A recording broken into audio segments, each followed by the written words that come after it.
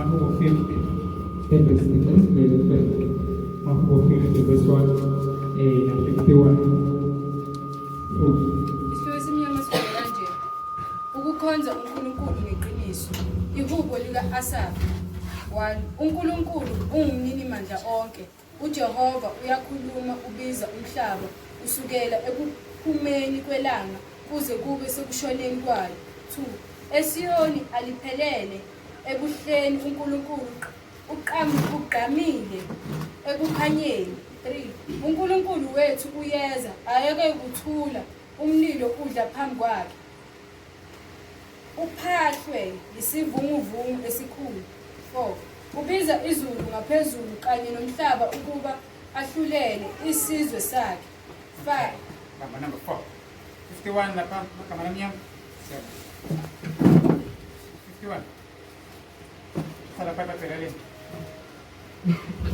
Kuleko wonileyo ebika isono ecela umusa kuNkulunkulu. Sibande. Amahubo 51. Umholi wokuhlabelela.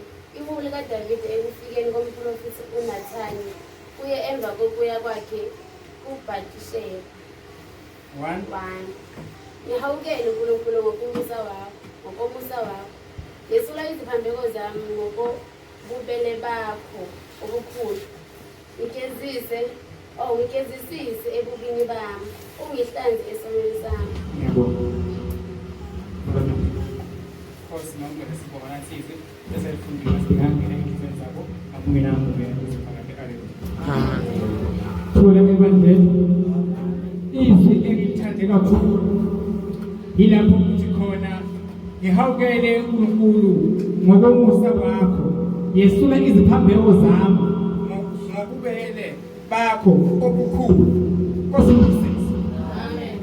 Kusho ukuthi ngalamanye amazwi bazalwane uNkulunkulu kunezinto esizenzile thini ekufuneka ukuthi sikhale kuye sisho ukuthi sicela ukuthi uNkulunkulu umane ukhwehlise bonke bubi esibenzile empilweni zethu nasebusweni bakho ukuze sikwazi siziphumele. Inkosi ngibusise.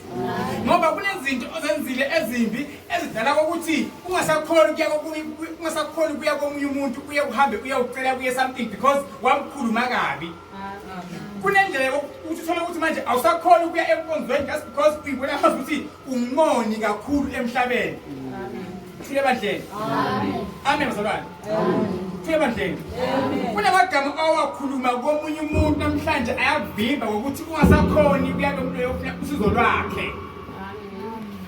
Kunezinto namhlanje engafisi sithina ngamaloyo ngabathakathi kanti siloya thina. Kunabantu abangathola umshado, kunabantu abangathola umendo. Hayi ngoba kungekho umuntu ongabalobola, banamakhanda aqinile. Amen. Omunye umuntu wazi ukuthi uma enemali kunakho konke.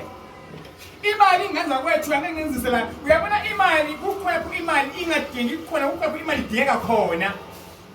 Kunabantu babukela phansi uma kunemngcwabo ekhaya imphathi the day kudingeka ukuthi umgodi emathuleni nabantu laba bamgcwaba futhi bayadingeka njengezindawo. Inkosi ngibusise. Amen. Kusebandleni bazalwane. Amen bazalwane.